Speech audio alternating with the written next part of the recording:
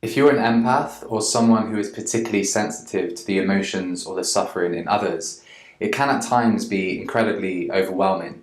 In this video, I'll provide some guidance and a few tips on how to transmute the overwhelm in a way that will be more self-serving and won't affect your mental health and well-being as much. First, it's really important to distinguish between empathy and compassion. At least this is my understanding and definition of these terms, but I find that it's really helpful to understand energetically the effect of both. Empathy is the experience of feeling what someone else is feeling. It's a very inward and receptive emotion. It's a sense of detecting how someone is feeling, but then allowing the texture of their emotion to affect your own emotional landscape. If you're around someone who's particularly sad, you may feel their sadness. If you're around someone who's anxious, you may feel their anxiety.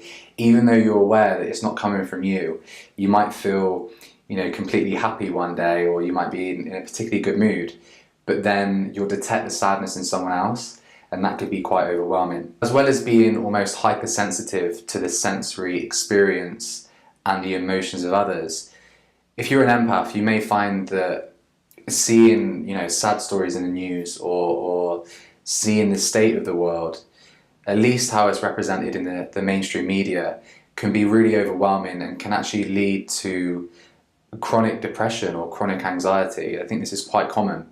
We look out at the world and we see a place full of suffering and a place full of fear. We're like a sponge. We take in all that suffering, and it's really hard to live with that. It's really hard to carve out our own space and to find inner peace if you're that sponge. If you're allowing all of this suffering to kind of build up in your own energy body, then you are going to suffer yourself. You're going to actually feel that suffering, and it's going to become a part of you. Empathy is one of the most important emotions that humans can experience. So it's not to say that you want to get rid of empathy. It's the way that we connect with others. It's a way that we can really add richness to our lives and understand other people. But what we want to do is change our outlook so that rather than being overwhelmed by those sensory experiences, we retain enough empathy to understand other people, and we actually start to send energy in their direction rather than absorb. Bear with me with the abstract descriptions, but for me, compassion and loving kindness is an extension of the heart. It's actually allowing feelings of compassion to extend from yourself to others. What it allows us to do is it allows us to send our well wishes and send our love and be present with this suffering without being overwhelmed by it ourselves. It's actually a great act of self-care and self-compassion to acknowledge that you don't have to suffer through the suffering of other people. This can be, and it is quite an interesting challenge, because most empaths are generally nice people, right? You're an empath for a reason. You have connection with people, you feel their emotions. But what can happen is you build a limiting belief, and that belief is, if I do not feel the suffering of other people, I am not a caring person, or I am not a nice person, or I have to feel their pain in order to relate, or I have to feel their pain in order to extend my humanity to them. The practice of the metta bhavana, of loving kindness meditation, allows us to actually have a sense of unconditional love for ourselves and for others. And the idea of this is we just extend our well wishes in a way that is actually energetic. We can face and we can confront suffering in a completely different way. And it's even more beneficial. If you really want to give, and if you want to support other people, it's so much more beneficial to be doing that from a healthy place where your own boundaries are respected and you feel good enough in yourself to invest that energy. Now, your energy levels will rapidly and quite quickly reduce if you're just taking on this sensory experience and you're taking on the suffering of others.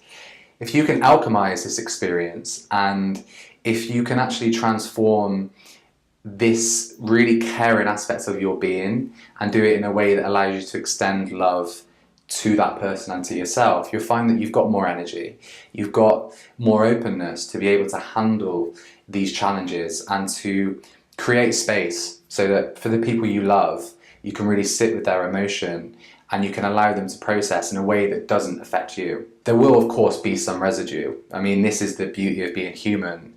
If you are around someone who is upset, the best way to relate is to understand why they're upset, and that sometimes involves feeling.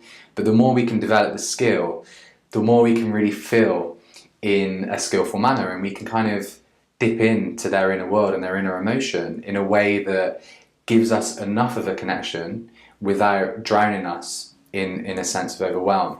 And that is such a good way to give back to people. It's kind of cultivating a healthy relationship with the empathic experience.